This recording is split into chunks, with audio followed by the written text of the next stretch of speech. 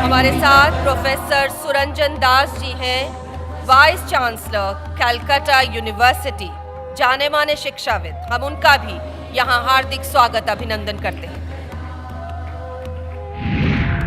Distinguished members of the dais and my very dear participants of the Indian Student Parliament, could I first say a very big thank you to the organizers for enabling me to be here. Let me in this connection pose the following question. Is there in contemporary India a symbiotic relationship between a vibrant corporate sector and a vibrant India? Or whether a resurgent corporate sector has led necessarily to a resurgent India? I'm afraid, as I see it, the answer is not totally yes. Let me, within 5 minutes at my disposal, say why. There is no doubt we have in India a vibrant and surging corporate sector. The combined net worth of the 2012 class of the 100 richest Indians, according to the Forbes magazine of October 2012, is US $250 billion, up from US $241 billion last year. There are now 61 billionaires in India, up by 4 from last year. India is poised to occupy the 6th position in the world's top wealth markets. The roughly 25 crores of rich and upwardly mobile middle-class Indians purchase every day on an average 2,416 cars, 15,000 bikes, 19,000 scooters, 22,000 television sets, 9,000 fridges, 4,000 washing machines, 12,000 personal computers, 2,000 laptops, 94,000 air tickets, 86 lakhs of beer bottles, 57 lakhs of bottled water, and 2,000 kilos of gold. India's overseas investments in joint sector ventures and wholly owned subsidiaries abroad have almost doubled since 2006. This vibrancy has made India an economic powerhouse. But if the standard of progress is inclusive growth, where economic growth is accompanied by equity and access, then this corporate vibrancy has not necessarily made the rank and file of the Indian country vibrant. Let me cite some indicators of the gaps between corporate vibrancy and vibrancy of the nation in holistic terms. 1. India's ranking in the UNDP Human Development Index has slided down to 134. Amongst the 135 developing states, India occupies 88th position in the poverty index. 2. The 10% of the most poor Indians have access to only 3.6% of the GDP, while 10% of the richest Indians enjoy 31.1% of the GDP. 3.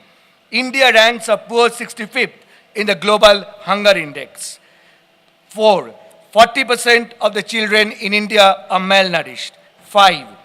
Every year, about 78,000 Indian women die in childbirth. 6. About 120 million in India cannot afford to have proper toilets. 7. 9 out of 10 Indians are at malaria risk. 8. In terms of social formations, the Muslims, scheduled castes, scheduled tribes, and other backward castes continue to remain marginalized social groups. 9. Women in India suffer from multiple forms of discriminations evident in the UN Statistics of Gender Development Index, which ranks India at 114 out of 155 countries surveyed. 10.